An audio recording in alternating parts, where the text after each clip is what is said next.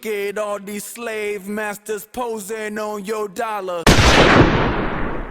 Looksmaxxing, the new trend for young men become less attractive to females and lonelier. I know, I am late to this trend, but I recently watched a video by Savage Speaks titled You Couldn't Write a Character as Insecure as Clav, and it got me thinking about this from a philosophical point of view. It seems like it's just a way for insecure boys to take out the subjective opinions of females to make themselves feel better or more masculine. This is a problem old as time.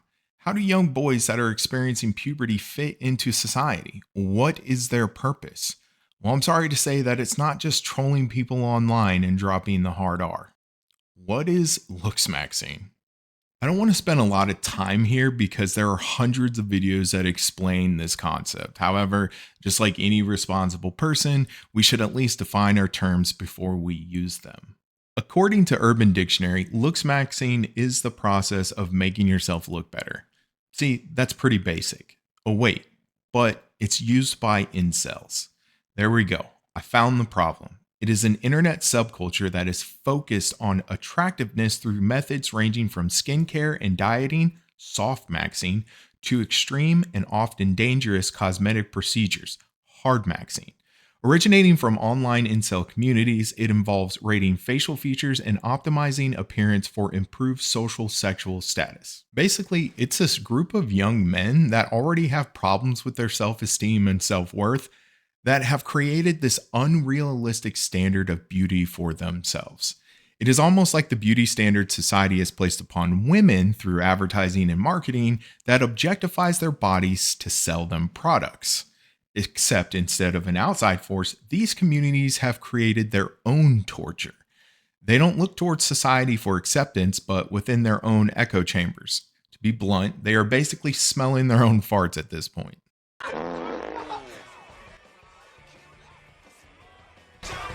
Doctor, we're not in the rainforest, man. My beef strong. I mean, what could go wrong with a bunch of young men that feel that they can't have real relationships or sexual encounters with women, creating their own grading system on what is attractive? I can't see this ending on a positive note ever. What can we learn from philosophy about Looksmaxxing? I can't remember what philosopher said this. Believe me, I've tried Googling everything under the sun, but I heard it in my philosophy class about Machiavelli. It basically points out that society introduced a lot of the ills that we experience now. So let's do this thought experiment together. Before humans lived in society, they lived in what was called like the state of nature. We often lived alone or with another mate, but not in large groups. And I'm not saying this as a fact, but just follow along. Let's say you had no idea what you looked like and had never met another human being. How would you know that you were short? How would you know that you were ugly? Even if you could see your own reflection, how would you know what ugliness was? So it's not until we start living around other human beings that we notice the things that make us different from each other. This is because of evolution. We express different genes and traits. But before society, before we had the ability to compare ourselves to others, none of that would have mattered. Short must be measured in relation to something else. Ugliness must be measured in relation to something else. By itself, it is what it is. Society brought about the objectification of our differences. As we all begin to compete for resources, we started to see our differences as either advantageous or hindrances. For example, why would one being ugly matter if survival is our only purpose? Does being attractive help in matters of survival if one is all alone in the state of nature? No. It doesn't help one hunt or gather resources or build shelter better. But as soon as we introduce more human beings, then it might have an effect.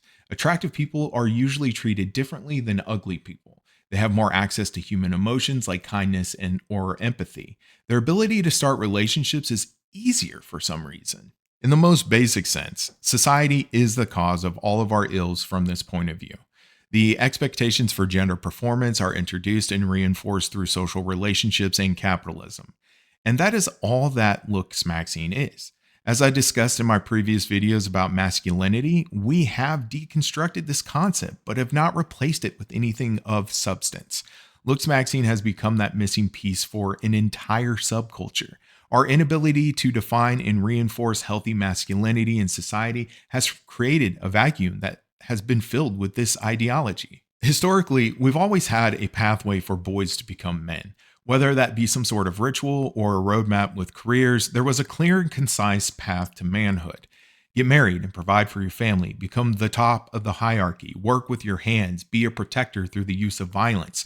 Don't talk about your feelings and always remain empirical. For decades, the path to masculinity was pretty apparent, and now, within our lifetime, that whole facade has been dismantled. We have entire generations of boys without guidance. This is not just toxic masculinity's fault. It is our fault for not replacing that path with something else. Another famous philosopher, Sartre, talked about this concept called insoi, which basically refers to everything in the world that is fixed, passive, and defined. They are the objects in reality that have physical properties. When others look at you, we become objects in their world and not this strange concept of who you are from the inside. They only see you as an object, not as an individual.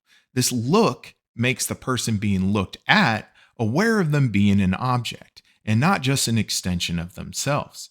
An easy way to understand this concept is when we start driving a car. At first, the car seems like it's an object that we can control. It is en soi. But after years of driving, the car just becomes an extension of one's own body. Like, as one drives, they don't see or feel the car as an object. It becomes a part of their body that they can see, like a hand or leg. Driving the car initially made you feel uncomfortable and it felt awkward, but after time, one no longer sees or feels the car as an object to control, but as an extension of themselves. One of his most famous thoughts is, I see myself because somebody sees me. Think about that. This causes us to maybe sit up straighter, comb our hair down, or adjust our outfit. Before that look, one didn't care about their outward appearance. It is when our bodies become objects that we end up seeing our bodies separate from the consciousness inside. This action is what leads to the creation of masks or costumes that we put on. When we are alone, our bodies are not objects, but as soon as there is another person, then we become objects. The mask is the object that we want others to see to hide the thing that's actually inside, the non-objective part of us. Frantz Fanon, a French philosopher, further expanded on this idea through race. He saw whiteness as a social historical concept and explained that white people do not see their skin color as anything other than the default or norm. Around other white people, they don't see the object of their color because it feels like the car after years of driving. It's just a part of them. However, when introduced to other skin tones, the white person sees it as an object to be gazed upon. Through this white gaze, black bodies have developed a body schema, which refers to the set of tendency or habits a body acquires in its interaction with the world, typically operating at a preconscious or non-conscious level. He further introduces another concept called historical racial schema. That is, the racist discourses and practices that saturate this world shape how black bodies are perceived and lived. The schema offers an account of how the lived experience of blackness, always positioned as inferior and cast as a phobic or hated object, is inseparable from the long history of racism, slavery, and colonialism. Furthermore, he has a third schema called epidermal racial schema. This concept articulates the lived experience of self-alienation specific to Black existence. In this schema, the Black subject is forced to adopt the white gaze, perceiving themselves as the object constructed by racist stereotypes. As Fanon writes, disoriented, incapable of confronting the other, I transported myself on that particular day far, very far from myself and gave myself up as an object. What Looksmaxxing really does. Looksmaxxing removes the subjective element of the female gaze and replaces it with a pseudoscientific objective approach. They look at real data points on attractiveness and use that to become more attractive. So they no longer care about if any female perceives them as unattractive. That way, when a female rejects them, they can dehumanize her with objective facts and science. So of course, nothing ever goes as planned, and the audio that I recorded didn't record for some reason. So this is post editing and I have to redo this. So I'm in a different shirt, but at least you get to see what it is. It's my Trump is a fascist. So that's good. Anyways, let's continue. That is what they believe in their own minds. But in all honesty, they just created an echo chamber to reinforce their own bias. And this is a huge problem with incel culture. They have this entire ecosystem of beliefs that revolve around how to get females without understanding how to attract an actual partner.